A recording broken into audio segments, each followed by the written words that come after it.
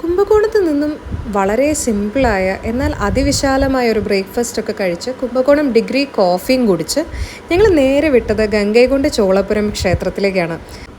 തലേദിവസം മുതൽ ഞങ്ങളുടെ ഒരു ആഗ്രഹമായിരുന്നു മുല്ലപ്പൂ ഒക്കെ ചൂടി അമ്പലത്തിൽ പോകണം എന്നുള്ളത്. അപ്പോൾ ഒന്നും നോക്കിയില്ല, ഞങ്ങൾ 2 കളർ മിക്സ് ചെയ്തങ്ങ് വാങ്ങിച്ച് അങ്ങനെ അതൊക്കെ ചൂടി ഞങ്ങൾ അമ്പലത്തിലേക്ക് കയറി. ആധുനിക സാങ്കേതിക വിദ്യകളൊന്നുമില്ലാത്തൊരു കാലത്ത് ഇത്ര മനോഹരമായ ക്ഷേത്രങ്ങളൊക്കെ നിർമ്മിക്കുക എന്ന് പറഞ്ഞാൽ നമുക്ക് ആലോചിക്കാൻ പോലും പറ്റുന്നില്ല അല്ലേ. പെരുവുതയാർ കോവിലിൻ്റെ ഒരു റെപ്ലിക്ക മോഡൽ അമ്പലമാണ് ശരിക്കും ഈ ക്ഷേത്രം എന്നാണ് പറയുന്നത്. രാജരാജ ചോഴൻ്റെ മകനാണ് ഈ ക്ഷേത്രം നിർമ്മിച്ചത്. ഗംഗയിൽ നിന്നും കൊണ്ടുവന്ന ജലം കൊണ്ട് നിർമ്മിച്ചതുകൊണ്ടാണ് ഇതിനെ ഗംഗൈകൊണ്ട ചോളപുരം എന്ന് പറയുന്നത്. തഞ്ചാവൂരിൽ നിന്ന് ഏകദേശം 1 മണിക്കൂർ യാത്രയുണ്ട് കേട്ടോ ഇങ്ങോട്ട്. അതുകൊണ്ട് തന്നെ ഇവിടെ ഇച്ചിരി തിരക്കും കുറവായിരുന്നു. ഞങ്ങൾക്ക് ആ പടി കൂടെ ഇറങ്ങി ഇങ്ങനെ ഓടുന്നതായിട്ട് ഞങ്ങൾക്കൊരു വീഡിയോ എടുക്കണമെന്ന് ഭയങ്കര ആഗ്രഹമായിരുന്നു.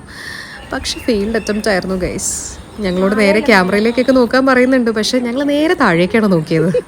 സ്റ്റെപ്സെല്ലാം പല വീതിക്കായ കാരണം നമ്മൾ താഴെ നോക്കി ഇറങ്ങിയില്ലെങ്കിൽ ഉറപ്പായിട്ടും താഴെ കിടക്കുമായിരുന്നു. അത് കഴിഞ്ഞ് ഞങ്ങൾ പോയത് കുത്തുവിളക്ക് ഫാക്ടറിയിലേക്കായിരുന്നു. ഫാക്ടറിയുടെ മുന്നിലെത്തിയപ്പം ഭയങ്കര ലൗഡായിട്ടൊരു മ്യൂസിക്. എങ്കേയും എപ്പോതും സംഗീതം സന്തോഷം രാത്രികൾ വന്ന് വിട്ടാൽ സാതിരങ്ങൾ ഓടി.